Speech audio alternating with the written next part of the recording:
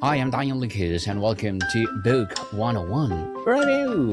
Book 101 is about the books that I read for the last 40 years. And today I have my special guest. One of her advocacy, the leadership fanatic who turns tough conversations into a breakthrough moments. None other than Miss Mylena Sutton. Indeed. Hi, how are you? Good to be here. Yes, fabulous, fabulous. Miss Melena, and can you please introduce more about yourself that I miss? Sure. My name is Mylena Sutton, and I run two businesses, but I have the same approach and philosophy with respect to the work that I do. I help people confront themselves, whether it's on the clock or off the clock, so that they can align what they say matters to them with the choices that they make and how they live. And in the meantime, identify the contradictions that are keeping them from designing the lives they want to live, having the careers that they want, so forth and so on. So essentially, that's kind of like my ethos. And in terms of the work that I do, I work with individuals through Pink Boxes Club, which you will see on my website. And then when I'm working with businesses and organizations, I do that through Voltage Vista. Essentially, it's the same thought process, but just different vehicles for different audiences. Yes, and thank you so much for sharing your knowledge and wisdom to the world. Miss Marlena, thank you. And today let's talk about the conversation you avoid are costing you more than you think. A compelling look that invites our listeners into your truth-telling approach. So tell us, for our listeners, can you paint a vivid picture? Does a real world cost of a single avoided conversation look like? Not just a dollars, but in a lost morale, stifled innovation, and a personal resentment. Gotcha. It's a few things. So if we're talking about at the workplace, it is not only resentment that comes up with individuals, but it's also this. I refer to it sometimes as malicious compliance at work. A lot of times, where when there's something that's coming up at work where you feel as if you can't speak up for whatever reason, it's not that we forget that we're experiencing that frustration. But when we feel as if we can't speak up, perhaps we know that we work in an organization where the leadership structure doesn't welcome feedback. Maybe we work in an organization where the culture and the politics make it unsafe to take risks or not be perfect. When we work in spaces like that, it's not that our opinions go away. It's not that our feelings go away. We just stuff them down. And they tend to leak out over time, or you tend to withdraw. And it's kind of like little kids. And I don't mean to call people at work little kids, but it's kind of like when I'm in an environment and if I feel as if nothing about what matters to me is present in that environment, and whenever I want to add to that environment, that I am rejected somehow, at some point, because I'm a human being, I'm going to do one of a couple of things. On one hand, I'm just going to stop adding to that environment. I'm going to come here. I'm going to do exactly what I have to do until I find somewhere else to go. Or on the other hand, I'm going to pretend as if I am bought in and connected to what we're doing. I refer to that as malicious compliance. Let me give you an example about what I mean. I worked with a team a few years ago. It was actually a school. And the situation was really kind of sad and just very obvious if you were an outsider looking in. The principal at this school was someone who had been an educator for well over 30 years. On the other hand, he was working in a very politically dicey environment. And he had certain goals that he needed to achieve in order for him to be considered to be effective and successful at his job. I get that. Who doesn't understand that? Mm-hmm. But the problem was how he went about the work. It was, I am going to say that these are the directives. And if you don't agree with me, then I'm the boss. So what in terms of what it is that you think? And what I saw in that environment with that team was that the principal reached out to me because of the work that I do, because he found himself constantly giving directives. And he would think, I've told them what I expect, and then nothing would happen. I told them what I expect, nothing happens. And what he didn't see was that their silence wasn't agreement, but because they also knew it was the middle of the school year, that it was very difficult for any meaningful discipline to take place if multiple teachers were engaged in the same kind of quiet resistance. Essentially, what they were saying is, we're not going to do that. We think what he's asking us is inappropriate. We think it's obnoxious. We don't think it's going to work. But we're also not going to argue with him. And that's what happens in a lot of spaces where people feel as if they can't speak up. What might be perceived by some as passive aggressive is actually not passive at all. It's a type of aggression you just don't argue out loud, if you will. And if you want to change that to look at something similar in terms of people's personal lives, just the quiet resentment. You're doing things every single day, often time and time again, that you don't want to do, but for whatever reason you feel obligated. Maybe it's because it's your children, your spouse, your parents. But when you swallow what's important to you, it's kind of like, I don't know if this is going to sound gross, but if you've ever been sick and you're trying not to, I'm going to say, give it back. You're not trying to, do that. That bile you taste that's building up, that's what personal resentment is like for people. They can function sometimes, they will show up, but that just energy where it's, I don't want to do this. I feel forced to do this. I'm going to do it anyway. And at some point, just like when you get sick, at some point it erupts, perhaps even violently. It comes out. And so when you avoid those conversations, you might think you're keeping the peace, but what you're doing is setting yourself up for an explosion later. I can't hear you. You're on mute. Explosion for sure. So let's go personal. What's the pivotal story from your own experience where avoiding a difficult conversation led to a tangible and perhaps surprising negative consequence? What did you learn about the true peace of silence? There are two stories that I think of. So in terms of my personal story, one of my frustrations has been with, I didn't grow up with my mom. Let me say that first. I grew up with my grandparents. My mom was a young parent. She was a teen parent. And as a result of that, I grew up with my grandparents because their philosophy was, hey, she was 15 when she had a child and she was a child. So with that, I grew up with them. I'm not saying that my mother was never around. I'm just saying I spent the majority of my time with my grandparents.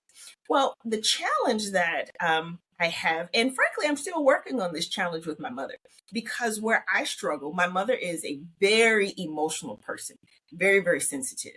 And I tend to be a little bit more straightforward, and I'm very clear about what it is that I need and what it is that I want from the people who are in my life. My mother feels very guilty because she wasn't in my life. She will spend probably the rest of her life apologizing to me for not being present. I understand that. Where she struggles is she thinks that I'm angry. She thinks that I hate her. She thinks all sorts of things because she beats herself up. And what that turns into for us, Daniel, is this. She tries to mother me in a way that I don't want to be mothered. And when I tell her, don't do that to me, don't do those kinds of things for me, this is what I need. What she will do, she will keep doing the thing that she wants to do because it gives her, in her mind, an opportunity to reclaim what she thought she could have been had she been ready to be a parent when I was born. And what that turns into for me is constant overstepping and controlling behavior. I'm like, I'm an adult. I don't hate you. And with all due respect, that time for us to have that little girl mommy relationship, that has passed. So with that story in mind, so she, this is terrible. One day we were having a conversation and I asked her not to do something. And mind you, let me say this, I had been asking her for about a year not to do this thing. She wants us to get together and like take this major trip together. And I've made it clear, I don't want to do that. And she called me on my birthday. It was a couple years ago. She called me on my birthday. I was having a great day. And she started with this same conversation again. And Daniel, I must admit, when I say I flipped out, I completely flipped out. I'm like, you are calling me with a conversation we've had multiple times over the last couple of years. I am tired of having the same conversation. I am tired of trying to find a way to People, we want to express to apologize you what it is that because I Miss need, Mylena is what it being is that's important to me in a disconnected way that while you we're can hear waiting me. for her. I'm I'm tired of trying inviting to you figure to that out. please do And you listen don't to seem my to other be podcast, responding. You don't people. seem to hear My me. other podcast, because my But abstract when essay I is go already in off, 6th season. uh-oh, Abstract what's going poetry on? in a 3rd season, and of course my book 101 review in I sixth don't know season what as well. happened there. Comedy 101 in 3rd season, and of course my food 101 in its 6th season as well. Geography 101 love letters.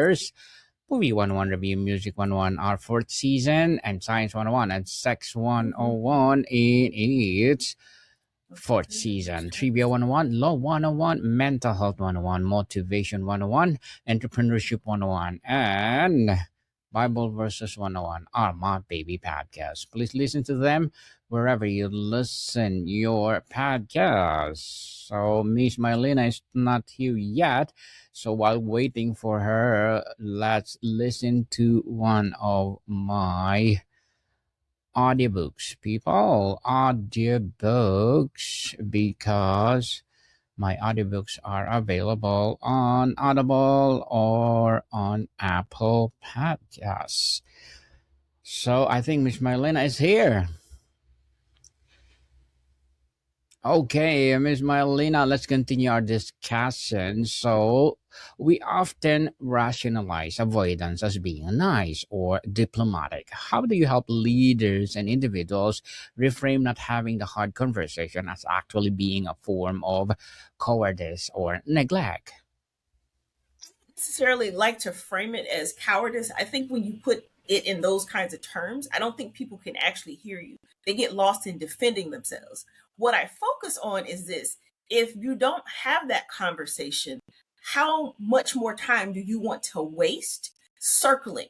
Because avoiding the conversation doesn't fix the problem that you have when you recognize that the conversation needed to take place. For example, I'll give you a great example of an avoidance tactic that one of my clients was actually engaged in. Now, the silly part of me found it to be funny, but it was terrible from a leadership perspective. Has an employee who's chronically late. So when the Christmas holidays came up, everybody on the team, she gave them a gift, right? Well, for the employee who was late, she gave this employee a gift card for coffee. And the gift card said, for the coffee that you're always getting, that for getting the coffee that always makes you late, essentially. So rather than address the behavior, she chose a passive aggressive form of behavior that frankly embarrassed the employee in front of the coworkers because everybody's exchanging gifts. And what Yes. happens when you don't deal with issues, you just create those kinds of outlets which don't fix the problem. So if the issue is something that needs to be dealt with, um, getting over whatever it is that's holding you back is the key. It could be something as simple as getting to work on time, or it could be something as simple as, hey, you're not pulling your weight in the house at home. Avoiding the conversation does not make the problem go away. All it does, it's like building resentment. It just makes you angry, or it makes you retaliate in other ways that I think sometimes we don't realize that we do.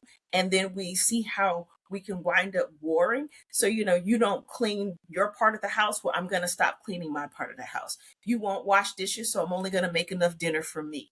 That it starts to get into either these kinds of power struggles or this silent, bitter resentment. And neither of those approaches is actually effective, no matter what the actual issue is. The only time that I would actually recommend that someone avoid an uncomfortable conversation, because you might go, why would you ever avoid an uncomfortable conversation? If you don't encounter the person often, and if you know the issue is inconsequential. So if you are rude to me on the train, you might even push me, so to speak. Guess what? I will probably never see you again. I am not going to waste my energy screaming at you, having a discussion about, did you realize you pushed me? No, you know what? I'm not hurt. You're going to be off the train in 3 minutes. Let it go. But for Yes. situations where you're dealing with a person or a challenge for multiple iterations, don't let that go. That only hurts you. And here's the awkward thing. Sometimes the other person may not realize how much the situation matters to you. If there's even a slight chance that the person is unaware, make sure you communicate that. And think about when you do communicate that, because you want to put yourself in a position where you're doing your best to resolve it. Think about how you are going to approach the person from the beginning so that you don't just tell them how upset you are or how bothered you are, but you want to make it comfortable and safe enough for them to actually hear you. It's one thing to say, you made me upset, this affected me, this bothered me. It's another thing to think about, how do I frame what I have to say so that Daniel understands where I'm coming from? And if Daniel can understand me without me putting him on the defensive, I have a much better shot at the behavior changing. Once you've done your part to advocate for yourself, then you have another set of decisions to make. Either I'm going to give this person more and more opportunities to frustrate me, or I'm going to give them enough opportunities to have some behavior change. It might take a little bit of transition, but ultimately, once you've made it clear what it is that the issue is, giving that the significance of the relationship in your life, then you make a decision from that point. How are you going to change your own behavior so that you experience less frustration? So let's say if I tell you, hey, I don't like the way you talk to me, and you keep talking to me that way. I've explained it maybe 2 or 3 times, and either you don't understand or you don't get it, or maybe you just don't care. And at that point, once I've done my part, then I make the set of decisions that only I can make. I'm going to spend less time with you, perhaps. I might choose other remedies, but ultimately, once I've made myself clear, then I can only do damage control if you choose not to respond to that. But I owe it to myself not to walk around with under a cloud of resentment by simply not talking about whatever the issue is. And then when you look to fix a problem, don't play games. Be very clear about what you're requesting. Yes, don't play a game, people. So, beyond fear of Yes. conflict, what are some of the more subtle, sophisticated scripts we tell ourselves to avoid unnecessary talk? They don't care. They're not going to change. Um, Mm-hmm. so I'm just not even going to bring it up. Or I can't have the response that I want exactly the way that I want it. So I'm not going to deal with any of it. I'm just going to let it go. The other thing that I absolutely see people do to justify not talking about it, they do this thing I call building an army. They talk to everybody except the person they have an issue with. So now they feel better because everybody else is saying you're right and that person is wrong. But nobody is talking to that person. You're doing all of these things to avoid having the conversation to make yourself feel better about something that essentially is unpleasant. Yes, you've got to have that conversation, but making the excuses to avoid it does not help you. It simply does not help you. And depending on what the situation is, it could actually cost you. It could cost you time. It could cost you energy. It could cost you opportunities. I mean, I think about it this way. If you have longstanding resentment with somebody and then you have that explosion, if you will, depending on the time, the place, who sees that, that's not your best moment. And you could actually be judged in that one instance of poor behavior for something that has been brewing for a long time. So absolutely, those are the kinds of things people do to chicken out of the difficult conversation. I can't hear you. Beyond the zooming in, what specific conversation do you find most commonly avoided in professional settings? And why does one carry so much weight? I think the one of the things that comes up often at work is conversations where the power differential is different. So you have somebody who's in a leadership role with somebody who's not in a leadership role. That dynamic in and of itself makes it difficult for the person who has no formal authority or less authority to bring up challenges that they have, period. It doesn't even matter the topic. So, first and foremost, in terms of the workplace, that's one of the issues that come up when you have a difficult power dynamic. Then the second thing that I find that happens often in organizations when there needs to be a change in behavior, whether you're talking about people who have the same authority level or not, oftentimes when we start talking about organization change, we're going to have a new policy, we're going to do things differently. That change sometimes makes people uncomfortable. Perhaps they simply don't want to do whatever the new thing is. Perhaps they don't agree with the reason why it's Mm. not happening. But what happens is that that resistance, that difficulty is not addressed head on, actually. And what that turns into is a power struggle that seems to be just a never ending tug of war on teams, because we aren't talking about the fact that, Mylena is engaging in behavior that undermines what we're supposed to be doing as a team. But I will say this in terms of uncomfortable conversations, the one thing that I hate more than anything personally, with some of my clients, I help them with human resources challenges, issues. You wouldn't guess, and maybe you would, the one conversation that is not the hardest to have in terms of compliance, but it makes me feel so uncomfortable to bring it up. I hate issues around body odor and dress code. Those seem very simple, but body odor and dress code issues, oh my God, if I could pay somebody to have those conversations for me, I would. Because to me, it feels like it's personally humiliating. Um, and I've come up with a strategy that helps me to have that conversation. Long story short, what I do, if it's a body odor issue, I'm just very, matter of fact, I Mm. do the same thing to some extent with dress code conversations. I'm very clear. This is the issue. Your colleagues have complained about a body odor, your customers. I just lay out the issue with whatever it is. Once I lay it off, I said, look, um, unless there is, if there's a situation perhaps that you need to let me know about, because there might be rights that you have, let's say maybe the Americans with Disabilities Act, depending on what's going on, let me know that. We can work that out. But I need you to resolve that issue. And what I will offer is, why don't you take the rest of the day off and let me know if you need any help? But with that being said, I expect the issue to be resolved and I will give them maybe 24 hours, 48 hours.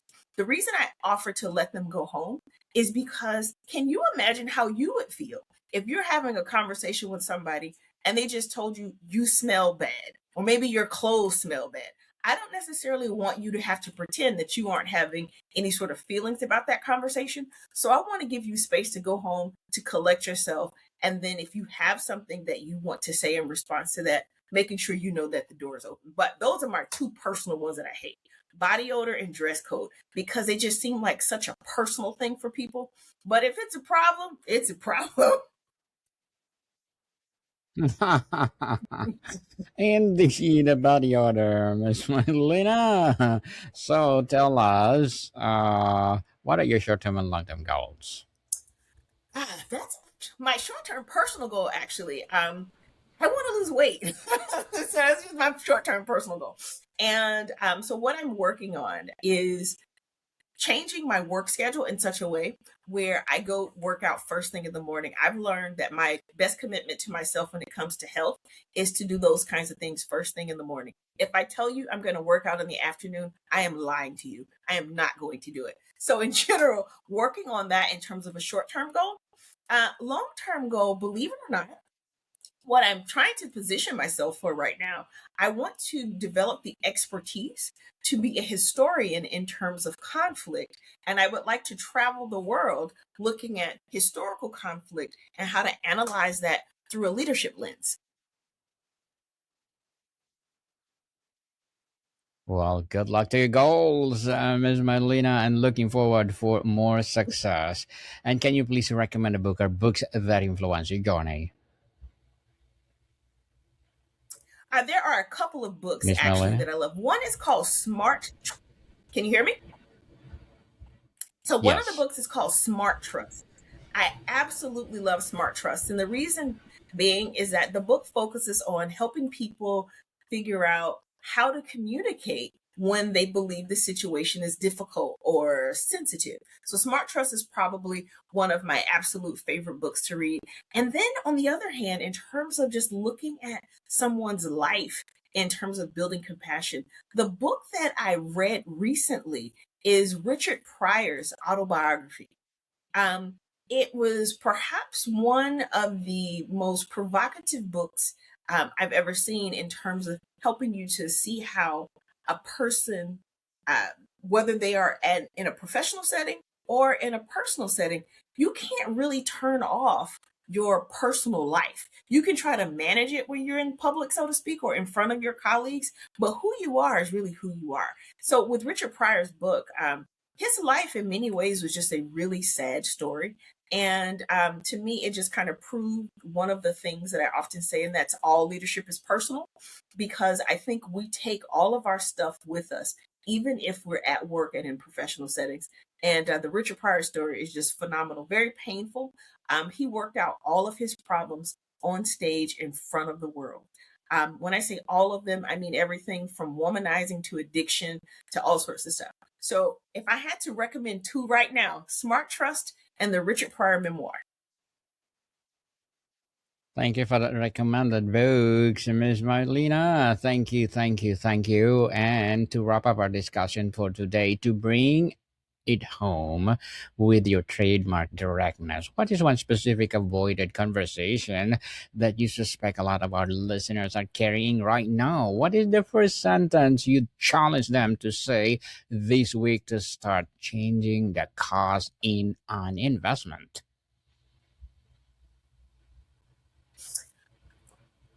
Conversation that most people are not having right now that they need to have. Think about the people in your life who rely on you a lot, who you love a lot, and think about how often they ask you to do things that are things that you believe they can do for themselves, but you say yes because you feel obligated. Thinking about how do you begin the conversation where you not only say no, but you say no in such a way that gives them some of the work of their lives back while also allowing you to hang on to some of your energy, some of your resources for your own benefit. So if you find yourself in a space where you're doing something for someone on a regular basis and you resent that, find a way to have that conversation and give them the work of their lives back. Yes, beautiful, beautiful statement, Miss Mylena. And thank you so much for sharing your knowledge and wisdom to the world. So, can you please invite our listeners to support your business, your advocacy, or whatever projects that you're doing right now? I didn't hear the last part. The applause overshadowed it. I didn't hear you. Can you please invite our listeners to support your advocacy, your business, or whatever projects that you're doing right now? Absolutely. If you go to my website, mylenasutton.com, there is a contact page. Feel free to reach out. As a matter of fact, there is also on that page a list of free resources. And there's one giveaway that I have going right now called Text Pals. If you sign up for that one, I will send you a text message once a week. How are you making out on your personal goals? Completely free. The objective is to make sure you keep your word to yourself. Interesting. People, let's support Miss Mylena Sutton because if you support her, for sure, more and more empowering directness will rise. So, Miss Mylena, thank you so much for your time. Thank you. Modicon people, see you soon. Indeed, indeed. Thank you so much. You're most